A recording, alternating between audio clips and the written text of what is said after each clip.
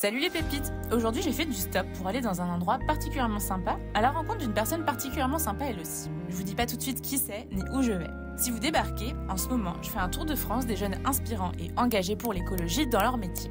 On est donc à 1 heure de train de Paris et je suis partie passer l'après-midi avec Alexia pour qu'elle m'en dise un peu plus sur son taf. Ah mince. Le travail t'appelle. C'est ça. Bon, et bienvenue dans la forêt de Compiègne du coup, mon lieu de travail où je suis forestière pour l'Office national des forêts. Voilà.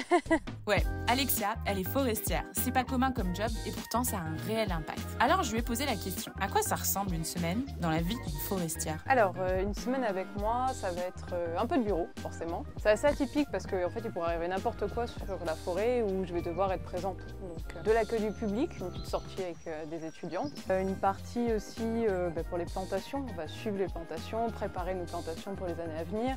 Des martelages, donc la désignation des arbres qu'on va abattre ou conserver. Communiquer avec la mairie, parce qu'on est une forêt périurbaine. Des suivis aussi scientifiques ou environnement, donc des suivis scientifiques sur le hanneton ou les suivis des travaux sur les mares. Voilà, ça c'est déjà une bonne semaine je pense. Passer ses journées à prendre soin de la forêt et sensibiliser le public, je sens que ça peut faire naître des vocations.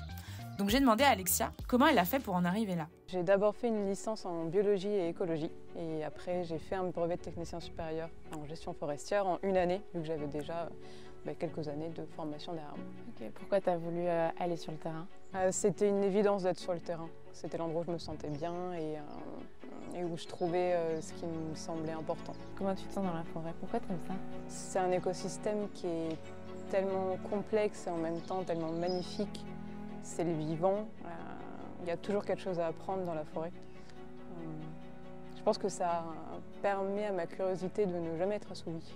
Ça a été dur comme parcours? Ça n'a pas toujours été simple.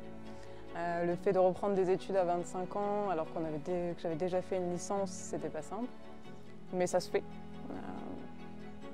Et puis c'est un milieu qui reste quand même surtout masculin, donc forcément il faut faire un peu plus ses preuves quand on est une femme. En se baladant dans la forêt, Alexia m'a montré des séquelles visibles du changement climatique parce qu'elle fait partie des personnes qui constatent son impact au quotidien. Aujourd'hui, la forêt, elle subit les ravageurs, elle subit la pollution, elle subit l'augmentation de la chaleur. Et on a planté des essences il y a 100 ans qui aujourd'hui ne sont plus forcément très adaptées aux conditions climatiques qui vont venir. C'est ça qui t'anime, c'est de dépasser le constat par l'action? Oui, après je pense que j'ai toujours été un peu militante dans l'âme. Là du coup j'ai la possibilité entre guillemets d'agir à mon échelle en étant forestière. Okay. Tu te sens éco-anxieuse ou pas? Ah oui, complètement. Et c'est quoi ton remède contre l'éco-anxiété?